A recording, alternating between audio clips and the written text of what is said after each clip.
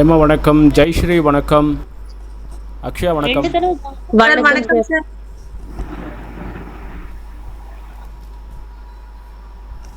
Okay, news கொண்டு வந்திருக்கீங்களா? படிக்கலாமா?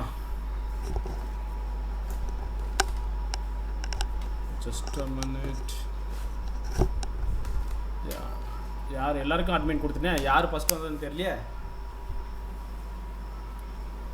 ஓகே, ஏம்மா படிக்க சொல்லிடுவோம். ஏம்மா படிக்கலாம்டா. நீங்கள் தான் ஃபஸ்ட்டில் இருக்கீங்க. நீங்கள் தான் படிக்கணும் சார். ரெண்டுமே என்னோட ஐடி 2 இருக்குது, அதனால இருக்கட்டும், நோ ப்ராப்ளம். Okay okay. வணக்கம். செய்திகள் வாசிப்பது ஹேமலதா புகழேந்தி. தொடர்வது தலைப்புச் செய்திகள். 7 பச்சிளம் குழந்தைகள் உயிரிழந்த விவகாரம், மின் கசிவே காரணம். தொடர்வது விரிவான செய்திகள். கிழக்கு டெல்லியில் விவேக் விஹார் பகுதியில் குழந்தைகள் நல ஆஸ்பத்திரி உள்ளது. தனியாருக்கு சொந்தமான இந்த ஆஸ்பத்திரி 2 தளங்களை கொண்ட கட்டிடத்தில் இயங்கி வந்தது. இங்கு புதிதாக பிறந்த பச்சிளம் குழந்தைகள் உள்பட ஏராளமான குழந்தைகள் சிகிச்சையில் இருந்தனர். இந்த நிலையில் நேற்று முன்தினம் இரவு 11:30 மணி அளவில் ஆஸ்பத்திரியில் திடீரென தீப்பிடித்தது. மளமளவென பற்றி எரிந்த தீ சற்று நேரத்திற்குள் ஆஸ்பத்திரி முழுவதும் பரவியது. இந்த தீ விபத்தால் அந்த பகுதியில் பெரும் பதற்றமான சூழல் உருவானது. இதை அடுத்து அந்த பகுதியை சேர்ந்த குடியிருப்பு வாசிகள் ஆஸ்பத்திரிக்குள் சிக்கிய குழந்தைகளை மீட்க துரிதமாக செயல்பட்டனர். இருப்பினும் இந்த விபத்தில் தீயின் கோரப்பிடியில் இருந்து 7 பச்சிளம் குழந்தைகள் பரிதாபமாக உயிரிழந்தனர். மேலும் தீக்காயம் அடைந்த 5 பச்சிளம் குழந்தைகள் அருகில் உள்ள மற்றொரு ஆஸ்பத்திரியில் தீவிர சிகிச்சை பிரிவில் சிகிச்சை பெற்று வருகின்றனர்.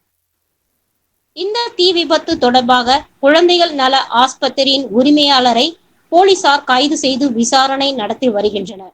மேலும் 7 பச்சிளம் குழந்தைகள் பலியாகின சம்பவம் குறித்து நீதி விசாரணை நடத்த மாநில அரசு உத்தரவிட்டுள்ளது. இந்நிலையில் டெல்லி ஆஸ்பத்திரியில் ஏற்பட்ட பயங்கர தீ விபத்திற்கு மின் கசிவே காரணம் என முதற்கட்ட விசாரணையில் தகவல் வெளியாகியுள்ளது. எமர்ஜென்சி எக்ஸிட் இல்லாததும் ஒரு காரணம் என விசாரணையில் தெரிய வந்துள்ளது. தீ விபத்தின் வீடியோக்கள் மற்றும் நேரில் கண்ட காட்சிகள் மூலம் கூடுதல் விவரங்களை வெளிவரும் என்று அதை வைத்து அடுத்த கட்ட நடவடிக்கை எடுக்கப்படும் என தெரிவிக்கப்பட்டுள்ளது. இத்துடன் செய்திகள் நிறைவடைகின்றன. நன்றி, வணக்கம். எத்தனை முறை ஆஸ்பத்திரி வருதப்பா? யாரா அந்த சப் எடிட்டராக இருக்கும்? குழந்தைகள் நல வருதிக்கு தமிழில் இருக்குது. அதுக்கப்புறம் ஆஸ்பத்திரியா? மருத்துவமனைன்னு போட்டுட்டு போயிருக்கலாம்ல. நம்ம சப் செம்ம நக்கல். ஒரு பக்கம் சமஸ்கிருத எழுத்து வந்தால் ஒரே குசி, வடமொழி எழுத்து வந்தால் ஒரே குசி, இதில் ஆங்கில வார்த்தைகளை பயன்படுத்தல இன்னும் ரொம்ப குசி. ரொம்ப ஈஸியாக போயிட மாட்டேது பாரு. ஆஸ்பத்திரி, அதாவது குழந்தைகள் நல வருதிக்கும் தமிழாம், அதுக்கப்புறம் ஆஸ்பத்திரி. நல்லா படிக்கும்போது எனக்கு வித்தியாசமா இருந்தது சார். கலோக்கியாக யோசிக்கிறாங்களாம். இந்த ஜென்ரேஷன் மாறிடுச்சாமா. அப்படியெல்லாம் ரொம்ப யோசித்து படிக்க மாட்டேன். மருத்துவமனைனா புரிஞ்சிக்கிற அளவுக்கு இல்லையாமா. ஆஸ்பத்திரினா தெரியுமாம்மா. இன்னும் கொஞ்ச நாள் போய்ட்டால் ஹாஸ்பிட்டல்னு போட்டுருவாங்க. சரி, ஓகே. ஜெயஸ்ரீ, நீங்கடா.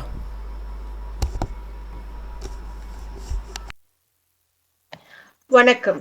செய்திகள் வாசிப்பது ஜெயஸ்ரீ ரவி. தொடர்வது தலைப்புச் செய்திகள். லேப்டாப்புக்கு சார்ஜ் போடும்போது மின்சாரம் தாக்கி பயிற்சி பெண் மருத்துவர் பலி. இனி விரிவான செய்திகள். நாமக்கல் மாவட்டம் கீழ்வேலூர் பகுதியை சேர்ந்தவர் டாக்டர் சரணிதா, வயது 32. கடந்த 2016ஆம் ஆண்டு டாக்டர் உதயகுமார் என்பவரிடம் திருமணமாகி 5 வயதில் குழந்தை உள்ளது. உதயகுமார் கோயம்புத்தூரில் உள்ள இஎஸ்ஐ ஆஸ்பத்திரியில் டாக்டராக வேலை செய்து வருகிறார். இந்நிலையில் சரணிதா மேற்படிப்பு எம்டி இறுதி ஆண்டை முடித்து 25 நாட்கள் பயிற்சிக்காக சென்னை கீழ்ப்பாக்கம் மனநல ஆஸ்பத்திரியில் பயிற்சி டாக்டராக இருந்து வந்தார். பயிற்சிக்காக வந்த சரணிதா அயனாவரம் குன்னூர் நெடுஞ்சாலையில் உள்ள பெண்கள் விடுதியில் தங்கி வந்தார். இந்த நிலையில் சரணிதா தனது கணவரிடம் பேசிவிட்டு காலை டிஃபன் சாப்பிட்டு விட்டு தனது அறைக்கு சென்றுள்ளார். உதயகுமார் தனது மனைவிக்கு மதியம் போன் செய்துள்ளார். சரணிதா போன் எடுக்காததால் பெண் விடுதியில் ஹவுஸ் கீப்பிங் வேலை செய்யும் கமலா என்பவரை அழைத்து அறைக்கு சென்று பார்க்குமாறு கூறியுள்ளார். அறைக்குள் இருந்த சரணிதாவிடம் இருந்து பதில் ஏதும் வராததால் இது குறித்து காவல் கட்டுப்பாட்டு அறைக்கு தகவல் தெரிவிக்கப்பட்டுள்ளது. சம்பவ இடத்திற்கு வந்த அயனாவரம் போலீசார் அறையின் கதவை உடைத்து உள்ளே சென்று பார்த்தபோது டாக்டர் சரணிதா லேப்டாப் சார்ஜரை பிடித்தபடி இறந்து கிடந்தார். அதையடுத்து போலீசார் அவரது உடலை மீட்டு கீழ்ப்பாக்கம் அரசு ஆஸ்பத்திரிக்கு பிரேத பரிசோதனைக்காக அனுப்பி வைத்தனர். மேலும் இது குறித்து வழக்கு பதிவு செய்து விசாரித்து வருகின்றனர். போலீசாரின் முதல் கட்ட விசாரணையில் சரணிதா லேப்டாப்பில் வேலை செய்து கொண்டிருந்த போது சார்ஜர் ஒயரில் மின்கசிவு ஏற்பட்டு உயிரிழந்து இருக்கலாம் என கூறப்படுகிறது. இந்த சம்பவம் அப்பகுதியில் பரபரப்பையும் சோகத்தையும் ஏற்படுத்தியுள்ளது. இத்துடன் செய்திகள் நிறைவடைகின்றன. நன்றி, வணக்கம். அக்ஷயா நீங்க. சார், தலைப்பு செய்திகள். இந்துத்துவா குறித்து அதிமுகவுடன் விவாதிக்க தயார், அண்ணாமலை பேச்சு. தொடர்வது விரிவான செய்திகள். சென்னையில் பாஜக தலைவர் அண்ணாமலை செய்தியாளர்கள் சந்திப்பில் கூறியதாவது: தமிழகத்தில் தேசிய ஜனநாயக கூட்டணி இரட்டை இலக்கத்தில் வெற்றி பெறும். தமிழகத்தில் பல்வேறு இடங்களில் முக்கிய தலைவர்கள் போட்டியிட்டுள்ளனர். தமிழகத்திலிருந்து பாஜக உறுப்பினர்கள் நாடாளுமன்றம் செல்வார்கள். மக்களவை தேர்தலில் பாஜக கூட்டணி 400 தொகுதிகளில் வெற்றி பெறும். 2019 தேர்தலில் நடிகர் பிரகாஷ்ராஜ் போட்டியிட்டு டெபாசிட் இழந்தார். பிரகாஷ்ராஜ் நல்ல நடிகர். ஆனால் மோடியை திட்டுவதை மட்டுமே பிரகாஷ்ராஜ் முழு நேர வேலையாக வைத்திருக்கிறார். பாஜகவை பற்றி பேசுவதற்கு அரசியல் அனுபவம் இல்லாதவர்கள்தான் நடிகர் பிரகாஷ்ராஜ். பிரதமர் மோடி பேசுவதை எதிர்க்கட்சியினர் திருத்தி பேசி வருகின்றனர். திமுக கூட்டணியில் உள்ள திருமாவளவன் கருத்துரிமையை பற்றி பேசுவது வேடிக்கையாக உள்ளது. விமர்சனம் செய்வது தவறில்லை, வார்த்தையில் கவனம் தேவை. விசிக தலைவர் திருமாவளவன் பொறுப்புணர்வோடு பேச வேண்டும். எல்லா இஸ்லாமியருக்கும் ஓபிசி என்பதை தான் எதிர்க்கிறோம். மத அடிப்படையிலான இடஒதுக்கீடை பாஜக எதிர்க்கிறது. மாட்டுக்கறி சாப்பிடுவது அவரவர் தனிப்பட்ட விருப்பம். நான் மாட்டை சாமியாக பார்க்கிறவன். நீங்கள் மாட்டிறைச்சியை சாப்பிடுங்கள். அதை என்னை சமைத்து கொடுக்க சொல்வது என்ன நியாயம்? ஜெயலலிதா ஒரு இந்துத்துவாவாதி. இந்துத்துவா என்பது மதம் அல்ல, வாழ்வியல் முறை. அனைவரையும் அரவணைத்து செல்வதுதான் இந்துத்துவா. என் இந்துத்துவா அனைவரையும் அரவணைத்து செல்வதுதான். கரசேவை தவறான இயக்கம் அல்ல என பேசியவர் ஜெயலலிதா. ராமர் கோவில் கட்ட வேண்டும் என கையெழுத்து இயக்கம் நடத்தியவர் ஜெயலலிதா. தமிழகத்தில் வேத பாடசாலையை ஜெயலலிதா உருவாக்கினார். ஜெயலலிதா இருந்தால் முதல் ஆளாக ராமர் கோவிலுக்கு சென்றிருப்பார். மீண்டும் சொல்கிறேன், ஜெயலலிதா ஒரு தீவிரமான இந்துத்துவாவாதி. ஜெயலலிதா இந்துத்துவாவாதி என்பது குறித்து விவாதிக்க நான் தயார். யார் வேண்டுமானாலும் விவாதிக்க வரலாம். ஜெயலலிதாவை இந்துத்துவாவாதி என கூறுவது என்ன தவறு? ஒரு விவாதம் விவாதமாக இருக்க வேண்டும். இந்துத்துவா குறித்து நிறைய பேருக்கு இருக்குது. நீ அமுதால் நிறைய குழந்தைங்களுக்கு இருக்கு அப்படின்னு தான் சொன்னாங்க. இந்துத்துவா குறித்து அதிமுகவுடன் விவாதிக்க தயார், இவ்வாறு அவர் கூறினார். இத்துடன் செய்திகள் நிறைவடைகின்றன. நன்றி, வணக்கம்.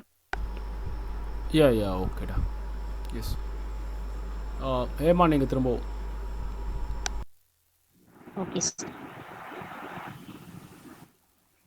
தலைப்புச் செய்திகள். பெற்றோருடன் நடிகர் விஜய் வைரலாகும் புகைப்படம். தொடர்வது விரிவான செய்திகள். நடிகர் விஜய் பிரபல இயக்குனர் வெங்கட் பிரபு இயக்கத்தில் the greatest of all time GOAT படத்தில் நடித்து வருகிறார். இப்படத்தை ஏஜிஎஸ் என்டர்டெயின்மெண்ட் தயாரிக்கிறது. யுவன் சங்கர் ராஜா இசை அமைக்கிறார். இப்படத்தில் மோகன், பிரசாந்த், பிரபுதேவா, ஸ்னேகா, லைலா, மீனாட்சி சௌத்ரி, ஜெயராம் உட்பட பலர் நடித்துள்ளனர். இதன் படப்பிடிப்பு தற்போது இறுதி கட்டத்தை எட்டியுள்ளது. விநாயகர் சதுர்த்தியை முன்னிட்டு செப்டம்பர் 5ஆம் தேதி இந்த படம் திரையரங்குகளில் வெளியாகும் என படக்குழுவினர் தெரிவித்துள்ளனர். இப்படத்தில் விஜய் 2 வேடங்களில் நடிக்கிறார். இதில் விஜய் இளமையான தோற்ற வேடத்தில் நடிக்கிறார். இதற்காக கடந்த வாரம் அமெரிக்கா சென்று திரும்பினார். இந்நிலையில் அமெரிக்காவில் இருந்து திரும்பியவுடன் தனது பெற்றோரை விஜய் சந்தித்துள்ளார். இந்த புகைப்படம் இணையத்தில் வைரலாகி வருகிறது. படத்தின் இறுதிக்கட்ட பணிகள் விறுவிறுப்பாக நடந்து வருகின்றன. இத்துடன் செய்திகள் நிறைவடைகின்றன. நன்றி, வணக்கம்.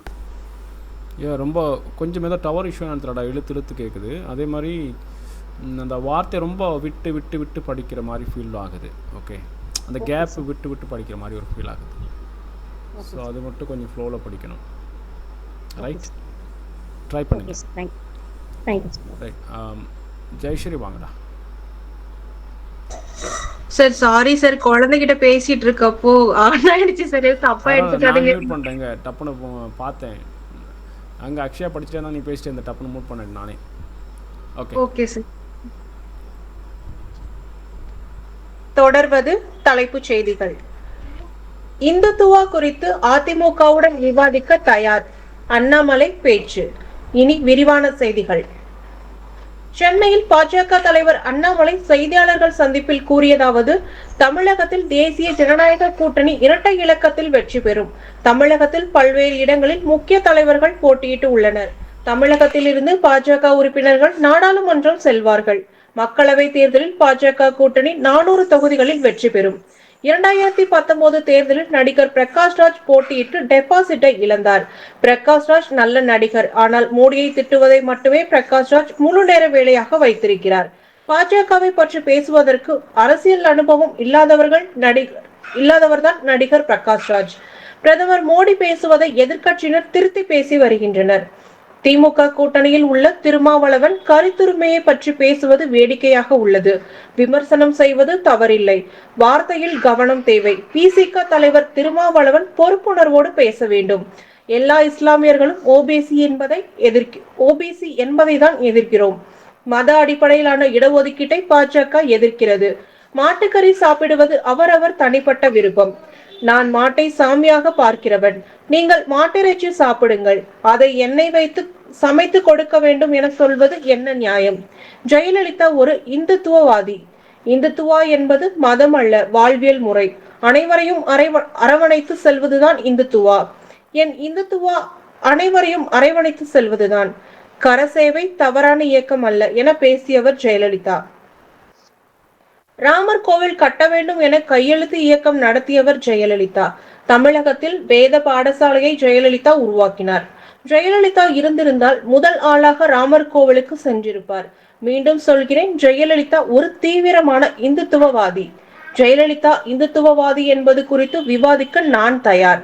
யார் வேண்டுமானாலும் விவாதிக்க வரலாம். ஜெயலலிதாவை இந்துத்துவவாதி என கூறுவது என்ன தவறு? ஒரு விவாதமாக இருக்க வேண்டும். இந்துத்துவா குறித்து அதிமுகவுடன் விவாதிக்க தயார், இவ்வாறு அவர் கூறினார். இத்துடன் செய்திகள் நிறைவடைகின்றன. நன்றி, வணக்கம். ஓகே ஓகே, இந்த பைட்ஸ் மட்டும் கொஞ்சம் நியூஸ் ஃப்ளோவில் வராதுடா. ஓகே, ஸோ கூறியதாவது அப்படின்ட்டு ஏதாவது அல்லது பேட்டி அளித்துள்ளார், அறிக்கை கொடுத்துள்ளார், ஏதாவது அவங்க பேசுகிற மாதிரியான ஸ்கிரிப்ட் வரும்போது இப்போதைக்கு நீங்கள் ஸ்கிப் பண்ணிவிடுங்க எல்லாருமே. ஓகே, ஸோ பிகினிங் ஸ்டேஜில் வந்து நம்ம அதை படித்தோன்னா நமக்கு ப்ரெசன்டேஷனோட அந்த ஃப்ளோ வராது. ரைட், ஸோ அந்த மாதிரி வந்தாவே அதோடு நிறுத்திட்டு வேறு நியூஸ் படிக்க ஆரம்பிச்சிருங்க.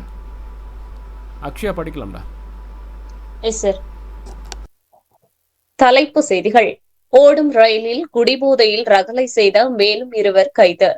தொடர்வது விரிவான செய்திகள். சென்னையை சேர்ந்தவர் மணிகண்டன், வயது 30. இவர் கோவையில் உள்ள தனது சகோதரி வீட்டுக்கு செல்வதற்காக சென்னையிலிருந்து ஆலப்புழா செல்லும் ரயிலில் கடந்த 25ஆம் தேதி இரவு ஏறி குடும்பத்துடன் S9 முன்பதிவு பெட்டியில் பயணம் செய்தார். அதிகாலை 3 மணி அளவில் ஈரோடு ரயில் நிலையத்திற்கு அந்த ரயில் வந்தடைந்தது. அப்போது வாலிபர்கள் 4 பேர் S9 பெட்டியில் ஏறி சத்தம் போட்டு புகைப்பிடித்தபடி வந்தனர். அவர்கள் திடீர் ரகளையில் ஈடுபட்டதால் அந்த பெட்டியில் தூங்கிக் கொண்டிருந்த பயணிகளுக்கு இடையூறு ஏற்பட்டது. அந்த வாலிபர்கள் போதையில் இருந்ததாக கூறப்படுகிறது. இது குறித்து மணிகண்டன் தட்டி கேட்டார். அப்போது அந்த இளைஞர்களுக்கும் மணிகண்டனுக்கும் இடையே வாக்குவாதம் ஏற்பட்டது. பின்னர் அந்த 4 வாலிபர்களும் சேர்ந்து மணிகண்டனை தாக்கியதுடன் கொலை மிரட்டல் விடுத்து தகராறில் ஈடுபட்டனர். இதை தட்டி கேட்ட மணிகண்டனின் சகோதரனுக்கு கொலை மிரட்டல் விடுத்தனர். இதையடுத்து 3:45 மணிக்கு ரயில் திருப்பூர் நிலையம் வந்தடைந்தது. அந்த 4 வாலிபர்களும் ரயிலில் இருந்து இறங்கி தப்பி ஓடிவிட்டனர். ஓடும் ரயிலில் பயணிகளுக்கு கொலை மிரட்டல் விடுத்து தகராறில் ஈடுபட்ட வீடியோ காட்சிகள் சமூக வலைதளத்தில் பரவியதில் பரபரப்பு ஏற்பட்டுள்ளது. இதுகுறித்து மணிகண்டன் திருப்பூர் ரயில்வே போலீசில் புகார் அளித்தார். ரயில்வே துணை police superintendent Yasmin, inspector Dhanalakshmi தலைமையிலான போலீசார் இதுகுறித்து விசாரணை நடத்தி வருகின்றனர். இந்நிலையில் இந்த சம்பவம் தொடர்பாக மேலும் 2 பேரை திருப்பூர் ரயில்வே போலீசார் கைது செய்து அவர்களிடம் விசாரணை நடத்தி வருகின்றனர். முன்னதாக இது தொடர்பாக திருப்பூரை சேர்ந்த 2 வாலிபர்களை ரயில்வே போலீசார் கைது செய்தனர் என்பது குறிப்பிடத்தக்கது. இத்துடன் செய்திகள் நிறைவடைகின்றன. நன்றி, வணக்கம். ஓகே தான், நல்லா இருந்தது. ஏமா வாங்கடா, கொஞ்சம் இந்த பைட்ஸ் வந்தால் மட்டும் படிக்காதடா. அவங்க பேட்டி கொடுத்துருக்குற மாதிரி பேசுகிற மாதிரியான விஷயங்கள் வந்தால் படிக்க வேண்டாம், உங்களுக்கு நியூஸ் ஃப்ளோ விட்டுடும். நம்ம கொஞ்சம் நல்லா ப்ரொஃபஷனலாக மோல்டான பிறகு படிக்கும்போது இது அந்த இது நம்ம டச் விட மாட்டோம். பட் இப்போ ஸ்டார்டிங் லெவல்னும் போது அதுவும் இதுவும் பிடிக்க முடியாது. ரைட்? ஓகே சார், படிக்கலாம். தொடர்வது விளையாட்டு செய்திகள். IPL இறுதிப் போட்டி. கமின்ஸ் எடுத்த அந்த முடிவுதான் எங்களது வெற்றிக்கு காரணம், ஸ்ரேயாஸ் அறிவித்துள்ளார். தொடர்வது விரிவான செய்திகள். இந்தியாவின் பல்வேறு நகரங்களில் நடைபெற்று வந்த 17வது IPL தொடர் நேற்றுடன் முடிவடைந்தது. இதன் இறுதிப் போட்டியில் கமின்ஸ் தலைமையிலான சன்ரைசர்ஸ் ஹைதராபாத் அணியும் ஸ்ரேயாஸ் தலைமையிலான கொல்கத்தா நைட் ரைடர்ஸ் அணியும் பலப்பரீட்சை நடத்தின.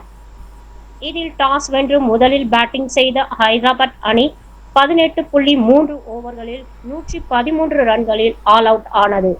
அந்த அணியில் அதிகபட்சமாக கமின்ஸ் 24 ரன்கள் அடித்தார். கொல்கத்தா தரப்பில் சிறப்பாக பந்து வீசிய ரசல் 3 விக்கெட்டுகளும், ஸ்டார்க் மற்றும் ராணா தலா 2 விக்கெட்டுகளும் வீழ்த்தி அசத்தினர். இதை அடுத்து 114 ரன்கள் அடித்தால் வெற்றி என்ற எளிய இலக்கை நோக்கி களமிறங்கிய கொல்கத்தா அணி 10.3 ஓவர்களிலேயே இலக்கை கடந்து சாம்பியன் கோப்பையை கைப்பற்றியது. இந்நிலையில் இந்த போட்டி முடிந்து தாங்கள் பெற்ற வெற்றி குறித்து பேசிய கொல்கத்தா அணியின் கேப்டன் ஸ்ரேயாஸ் கூறுகையில், உண்மையிலேயே இந்த வெற்றி எங்களுக்கு மிகவும் மகிழ்ச்சி அளிக்கிறது. எங்களது அணியில் உள்ள ஒவ்வொரு வீரரும் ஒவ்வொரு போட்டியிலும் மிக சிறப்பான பங்களிப்பை வழங்கினர். இந்த தொடரில் வெற்றி பெறுவதற்கு நீண்ட தூரம் காத்திருக்க வேண்டிய இருந்தது. இந்த தொடர் முழுவதுமே நாங்கள் மிக சிறப்பான ஆட்டத்தை வெளிப்படுத்தியதாக நினைக்கிறேன். அதன் பலனாக இன்று கோப்பையை கையில் ஏந்தியுள்ளேன். சன்ரைசர்ஸ் அணியும் இந்த தொடர் முழுவதுமே அற்புதமான ஆட்டத்தை வெளிப்படுத்தி வந்தார்கள். இன்றைய போட்டியில் டாஸ் வென்றதும் கமின்ஸ் முதலில் பேட்டிங்கை தேர்வு செய்தது எங்களுக்கு சாதகமாக அமைந்தது. நாங்கள் முதலில் பந்து வீசியதால் மிக சிறப்பாக அவர்களை தடுத்து நிறுத்திவிட்டோம் என்பதனால் இலக்கை எளிதாக எட்டி பிடிக்க முடிந்தது என்று அவர் கூறியுள்ளார். இத்துடன் செய்திகள் நிறைவடைகின்றன. நன்றி, வணக்கம்.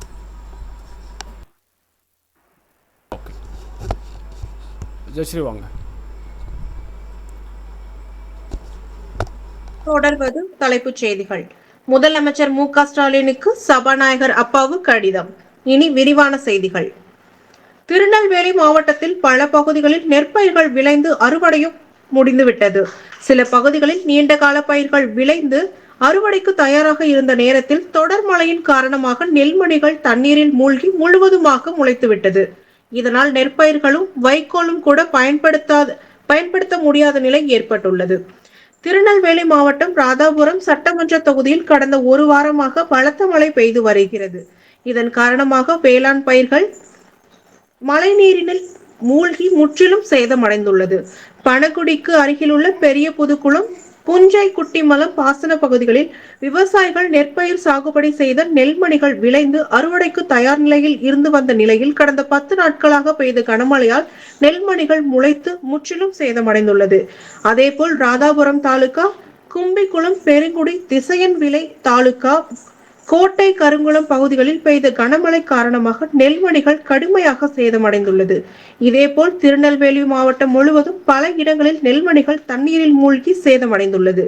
ஆகவே திருநெல்வேலி மாவட்ட நிர்வாகம் மாவட்டம் முழுவதும் ஏற்பட்டுள்ள நெல்மணிகளின் சேதத்தை ஆய்வு செய்து இதனை பேரிடராக கருதி அரசு உரிய அறிக்கை பெற்று பாதிக்கப்பட்டுள்ள விவசாயிகள் அனைவருக்கும் உடனடியாக முழுமையான நிவாரணம் கிடைத்திட ஆவணம் செய்யுமாறு தங்களை அன்புடன் கேட்டுக்கொள்கிறேன். இவ்வாறு அதில் கூறப்பட்டுள்ளது. இத்துடன் செய்திகள் நிறைவடைகின்றன. நன்றி, வணக்கம். ஓகே, அக்ஷயா வாங்கடா. Yes sir. சார், ஒரே ஒரு டவுட் சார். இப்போ நீங்க சொன்ன மாதிரி அந்த லைன் கரெக்டா வருதா சார்? அந்த நீங்க பைட்ஸ் படிக்கும்போது மட்டும் மிஸ் ஆச்சுடா. Okay sir. அந்த மாதிரி அவங்க பேசுகிற மாதிரியே பேட்டி கொடுக்குற மாதிரியான விஷயங்கள் வரும்போது நம்ம ஸ்டார்டிங் லெவலில் இருக்கிறவங்க படிக்க வேண்டாம். ஏன்னா அந்த நியூஸ் ஃப்ளோ போயிடும். ஓகே எதை பிடிக்கணும்னு தெரியாது. இது கோர்வையாகவும் வராது. ஆக்சுவலி அவன் பேசுகிற மாதிரி வர விஷயம். ஆமா சார். ஸோ அப்போ விட்டு விட்டு படிக்கிற மாதிரியான ஒரு ஃபீல் இருக்கும். ஓரளவுக்கு நல்லா நீங்கள் இதில் ரொம்ப தேறிட்டீங்க, அதுக்கப்புறம் படிச்சிங்கன்னா உங்களுக்கு அது அந்த பிரச்சனை இருக்காது. Okay okay sir. அக்ஷய் வாங்கடா. Yes sir. ஒரு நிமிஷம் சார்.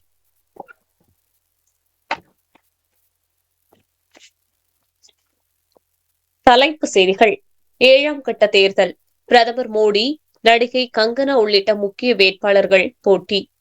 தொடர்வது விரிவான செய்திகள்.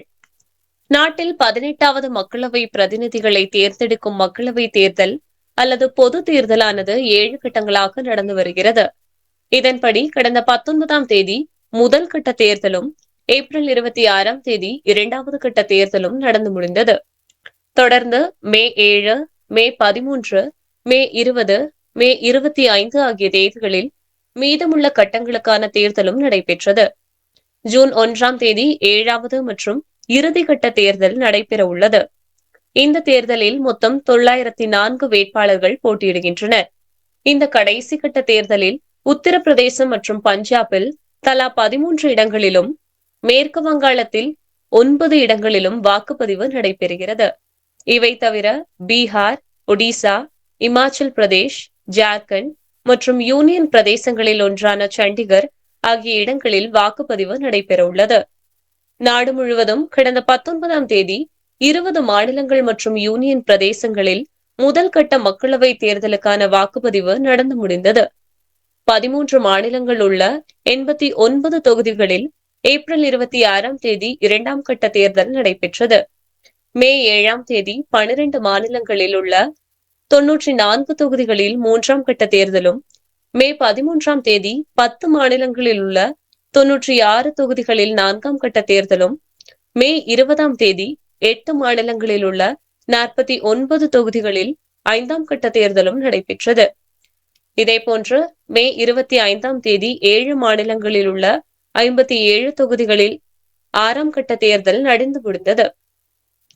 7ஆம் கட்ட தேர்தலில் முக்கிய வேட்பாளர்கள் பலர் போட்டியிடுகின்றனர். அவர்களில் பிரதமர் மோடி பாஜக வாரணாசி தொகுதியில் இருந்தும், உமர் அப்துல்லா ஜம்மு மற்றும் காஷ்மீர் தேசிய மாநாட்டு கட்சி பாராமுல்லா தொகுதியில் இருந்தும், நடிகை கங்கனா ரணாவத் மண்டி தொகுதியில் இருந்தும், அபிஷேக் பானர்ஜி திரிணாமுல் காங்கிரஸ் டைமண்ட் ஹார்பர் தொகுதியில் இருந்தும் போட்டியிடுகின்றனர். வாக்குகள் ஜூன் 4ஆம் தேதி எண்ணப்படும் அன்றே முடிவுகள் அறிவிக்கப்பட உள்ளன. இத்துடன் செய்திகள் நிறைவடைகின்றன. நன்றி, வணக்கம். யா ஓகேடா. S right. ஏமா நீங்கள் திரும்பவும்.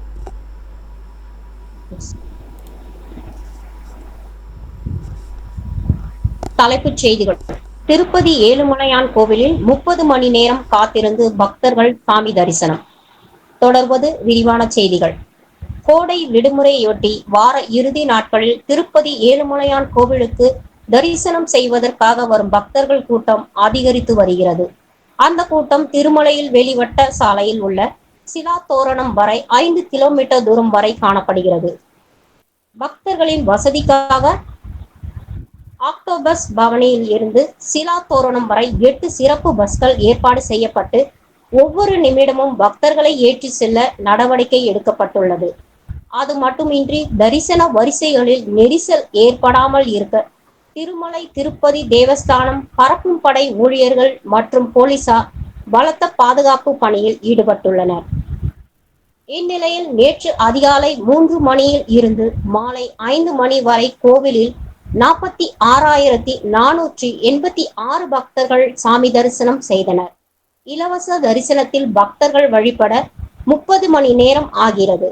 இது தவிர அலிப்பிரி, ஸ்ரீவாரிமெட்டு ஆகிய 2 நடைபாதைகளில் கடந்த 10 நாட்களில் மட்டும் சுமார் 2,60,000 பக்தர்கள் திருமலைக்கு வந்து சாமி தரிசனம் செய்துள்ளனர்.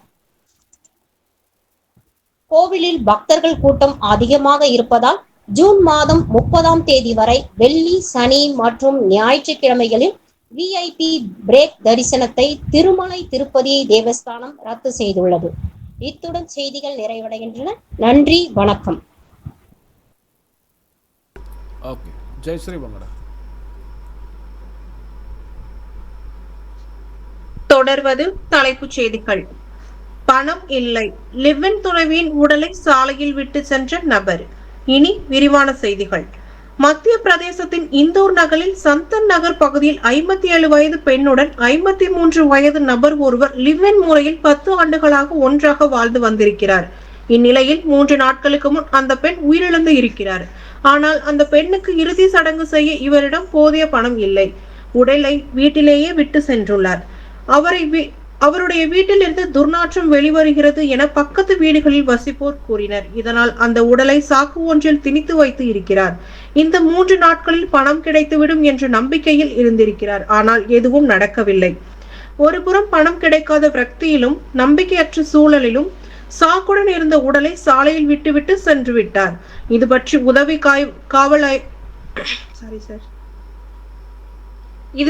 உதவி காவல் ஆணையாளர் நந்தினி சர்மா இன்று கூறும்போது அழுகிய நிலையில் சாக்கியில் இருந்த உடலை போலீசார் நேற்று கண்டெடுத்தனர். அந்த பெண்ணின் உடலில் காயங்கள் எதுவும் இல்லை. பிரேத பரிசோதனையில் நீண்ட காலம் அவருக்கு பல்வேறு நோய் பாதிப்புகள் இருந்துள்ளன என்பதும் இயற்கையான மரணம் அடைந்துள்ளார் என்றும் தெரிய வந்துள்ளது என கூறியுள்ளார். போலீசார் விசாரணை நடத்தியதில் ராஜ் மொஹல்லா பகுதியில் தோட்டம் ஒன்றில் அந்த நபர் இருந்திருக்கிறார். அவர் மனதளவில் பலவீனம் அடைந்து காணப்பட்டார் என போலீசார் கூறினர். அந்த பெண்ணின் இறுதி சடங்கை போலீசாரே இன்று நடத்தியுள்ளனர். எனினும் பெண்ணின் மரணம் பற்றி விரிவான விசாரணை நடந்து வருகிறது என போலீசார் கூறியுள்ளனர். இத்துடன் செய்திகள் நிறைவடைகின்றன. நன்றி, வணக்கம்.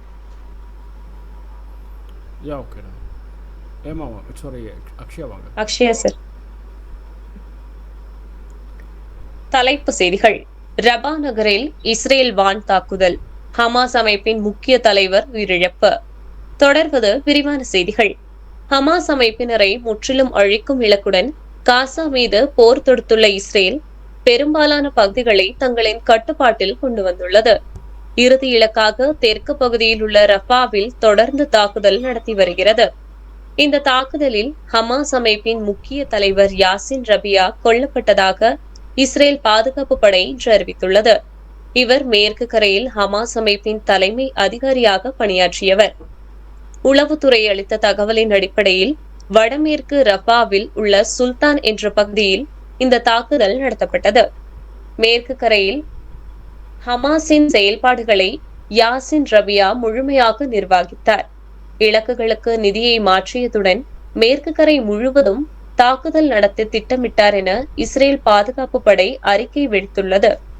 2021 மற்றும் 2 ஆகிய ஆண்டுகளில் ரபியா பல்வேறு தாக்குதல்களை நடத்தியதாகவும் இதில் இஸ்ரேல் வீரர்கள் பலர் கொல்லப்பட்டதாகவும் இந்த அறிக்கையில் தெரிவிக்கப்பட்டுள்ளது. இஸ்ரேல் நடத்திய வான் தாக்குதலில் ஹமாஸின் மேற்கு கரை தலைமையாக மூத்த அதிகாரி ஒருவரும் கொல்லப்பட்டார்.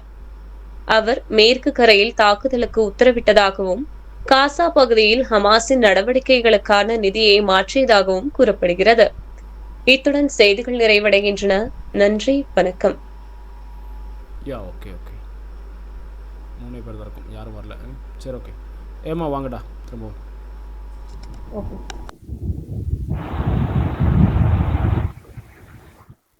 தலைப்புச் செய்திகள்.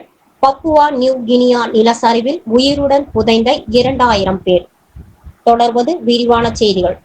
தென்மேற்கு வங்கக்கடலில் ஆஸ்திரேலியா நாட்டின் வடக்கு பகுதியில் பப்புவா நியூ கினியா நாடு உள்ளது. இதை சுற்றி கடல் பகுதி சூழ்ந்துள்ளதால் தீவாக கருதப்படுகிறது. இங்கு அடிக்கடி நிலநடுக்கம், புயல்கள், எரிமலைகள் உள்ளிட்ட பேரிடர்கள் ஏற்படுவது வழக்கம். இந்நிலையில் கடந்த வெள்ளிக்கிழமை மே 24ஆம் தேதி அன்று அதிகாலை மலைப்பகுதிகளில் கடுமையான நிலச்சரிவு ஏற்பட்டிருக்கிறது. இங்கு நிலச்சரிவு ஏற்பட்டு முதல் முறையல்ல, ஆனால் இது போன்ற மிகப்பெரிய பாதிப்பு ஏற்பட்டது இதுவே முதல் முறையாக பார்க்கப்படுகிறது. அதிகாலை சுமார் 3 மணி அளவில் நிலச்சரிவு ஏற்பட்டதாக கூறப்படுகிறது. அந்த நேரத்தில் மக்கள் அனைவரும் அமைதியாக உறங்கிக் கொண்டிருந்த நேரம். அப்பொழுது எதிர்பாராத இந்த நிலச்சரிவால் குறைந்தபட்சம் 6 கிராமங்கள் பாதிப்புக்குள்ளாகியுள்ளது.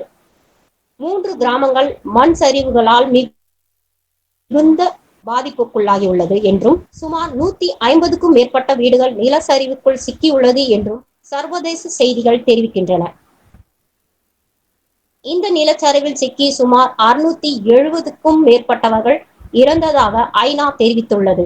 இந்நிலையில் பப்புவா நியூ கினியாவில் வெள்ளிக்கிழமை ஏற்பட்ட மிகப்பெரிய நிலச்சரிவில் 2000க்கும் அதிகமானோர் உயிருடன் மண்ணுக்குள் புதைந்துள்ளதாக அந்நாட்டு பேரிடர் மேலாண்மை துறை ஐநாவுக்கு எழுதிய கடிதத்தில் தெரிவித்துள்ளது. மேலும் இந்த நிலச்சரிவில் கட்டிடங்கள், விவசாய நிலங்கள் அழிந்ததுடன் வாழ்வாதாரம் மற்றும் நாட்டின் பொருளாதாரம் மிக பெரும் பாதிப்பை சந்தித்துள்ளதாக அந்நாட்டு அரசு கடிதத்தில் குறிப்பிட்டுள்ளது. நிலச்சரிவு ஏற்பட்ட பகுதியில் சுமார் 4000 பேர் வசித்து வந்ததாகவும் 150க்கும் மேற்பட்ட குடியிருப்புகள் மண்ணுக்குள் புதைந்திருப்பதாகவும் கணக்கிடப்பட்டுள்ளது. இத்துடன் இந்த செய்திகள் நிறைவடைகின்றன. நன்றி, வணக்கம்.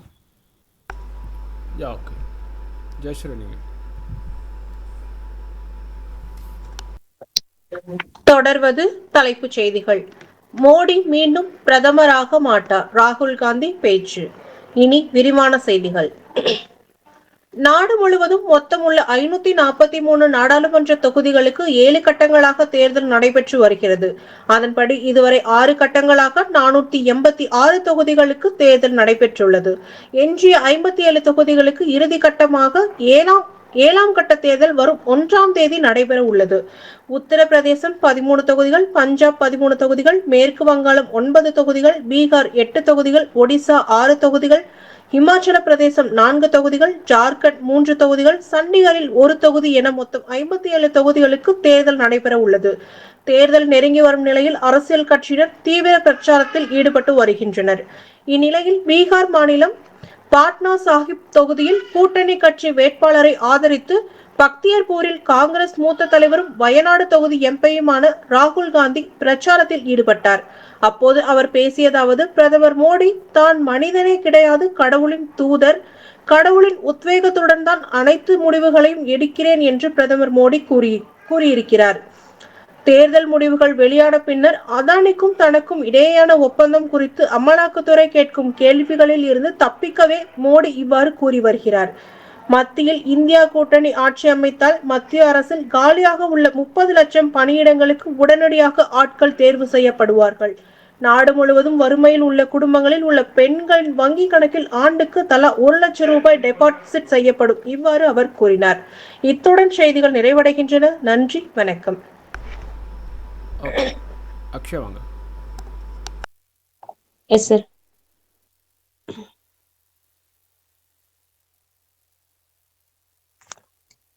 தலைப்பு செய்திகள்.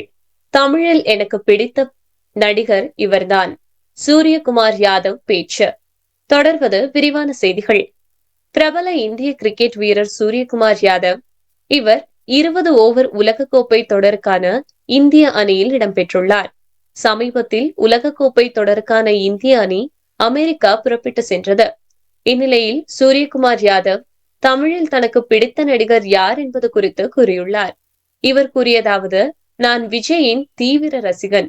அவரது ஆக்ஷன் படங்கள் எனக்கு மிகவும் பிடிக்கும். கல்லூரியில் படிக்கும் போது அவரது படங்களை தியேட்டரில் சென்று பார்ப்பேன். இவ்வாறு கூறினார். மும்பையை சேர்ந்த இந்திய கிரிக்கெட் வீரர் ஒருவர் தென்னிந்திய நடிகரான விஜயை புகழ்ந்து பேசுவது ரசிகர்களிடையே கொண்டாட்டத்தை ஏற்படுத்தியுள்ளது. முன்னதாக இந்திய அணி வீரர்களுடன் விமானத்தில் சென்றபோது விஜயின் வாரிசு படத்தை சூரியகுமார் பார்த்து அதில் வரும் ஒரு பாடலுக்கு வைபாகி இருப்பார். இது குறித்தான வீடியோ வெளியாகி வைரலாகியுள்ளது. இத்துடன் செய்திகள் நிறைவடைகின்றன. நன்றி, வணக்கம்.